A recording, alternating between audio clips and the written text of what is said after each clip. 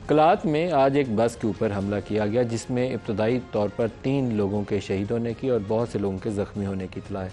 इस इलाके में ज़्यादातर जो हमलावर हैं उनका ताल्लुक बराह रास्त या बिलवास्ता तौर पर किसी न किसी तंजीम से जो BLA से जुड़ी हुई है उसी के साथ जाके जुड़ता है। और BLA को अब ये इस्टेब्लिश्ड फैक्ट है कि भारतीय हुकूमत सपोर्ट करती है। रॉ फंडेड तंजीम है, इसके ऊपर कोई शक व शुबा नहीं है। जिस तरीके से आज से चंद महीने पहले या चंद हफ्ते पहले पूरी एक गाड़ी को, जाफ़र एक्सप्रेस को दहशतगर्दी का निशाना बनाया गया, उसके पीछे भी इंडियन रॉ थी। और आज वाले इस वाक़े के पीछे भी या इस जैसे तमाम वो वाक़यात जिसके पीछे BLA या TTP का हाथ हो, उसकी फ़ंडिंग, उसकी मनसूबाबंदी, उसके पीछे वो रहनुमाई और वो टारगेट फ्राहम करने की पूरी ज़िम्मेदारी जो है, ये इंडियन स्टेट टेररिज्म है, ये उसका शाखसाना है। इंतहाई काबिल मज़म्मत है और पाकिस्तान को पूरी दुनिया में इसके ऊपर, मैं बहुत दफ़ा कह चुका हूँ पहले भी, कि बाकायदा वर्ल्ड कैपिटल्स में डॉजियर सबमिट करने चाहिए विद एविडेंस, पूरी डिटेल्स देनी चाहिए। सारे सब के ताने बाने जाके मिलते उधर से ही हैं, पैसा भी उधर से आता है, असला भी उधर से आता है, टारगेट सिलेक्शन भी वही से करते हैं। जाफ़र एक्सप्रेस वाला वाक़या इतनी बड़ा दहशतगर्दी का वाक़या था कि पूरी दुनिया को उसके ऊपर हमें ये बावर करवाना चाहिए था कि जैसे कनाडा में एक सिख रहनुमा के कत्ल के अंदर इंडियन स्टेट मुलव्वस है, इसी तरीके से जाफ़र एक्सप्रेस में इंडियन रियासत, भारतीय रियासत मुलव्वस है दहशतगर्दी के वाक़े में। और आज इस कलात बस हमले के वाक़े के अंदर भी दोबारा भारतीय रियासत मुलव्वस है। और इसके जो आगे कारिंदे हैं वो किसी का नाम BLA है तो किसी का नाम TTP है तो किसी का कुछ और नाम होगा, पीछे सारे दहशतगर्दी करवाने वाले सारे के सारे वो इंडिया की रॉ है। ये अजीत डोवल की वो स्ट्रेटजी है जिसमें वो अपने से रीजन के उस हर मुल्क के अंदर जाकर खून रेजी करना चाहता है जिसको भारत निशाना बनाना चाहता है। ये अजीत डोवल और नरेंद्र मोदी का जो माइंड सेट है ना, उसकी रिफ्लेक्शन है ये वो वाक़यात।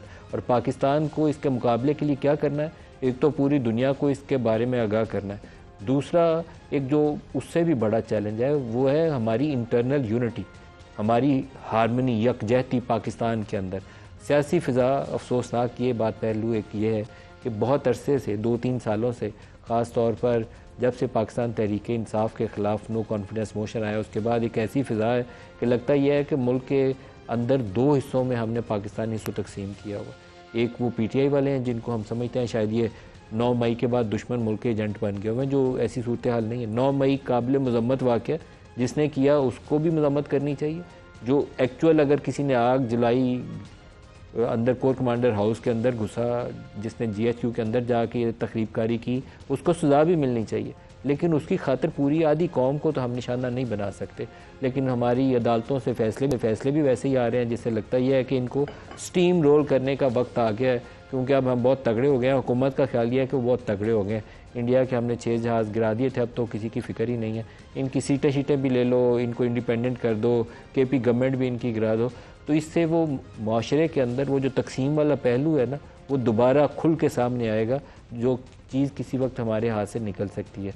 इंडिया और पाकिस्तान की ये मुख्तसर सी जो जंग थी, इसका एक फ्रूट ये था कि पूरी कौम इकट्ठी हो गई थी, 25 करोड़ लोग इकट्ठे हो गए थे। वैसे तो जंगों में कौमों का नुकसान होता है, लेकिन पाकिस्तान में वो 2.5-3 साल की तकसीम एकदम से गायब हो गई और 25 करोड़ लोग जम के खड़े हो गए कि अच्छा हम सारे खड़े, फ़ौज के साथ खड़े हैं, फ़ौज के पीछे हम खड़े हैं, तो फ़ौज उससे मजबूत और तवाना हो जाती है। लेकिन अभी वाली तकसीम जो है और जो हमारे अंदर ये दहशतगर्दी के वाक़यात हैं, जिसका कलात वाला वाक़या एक निशानी के तौर पर मैंने सिर्फ प्रोग्राम के इब्तिदा में उसका जिक्र किया, इस तरह के वाक़यात तवातर के साथ रोज़ाना हो रहे हैं।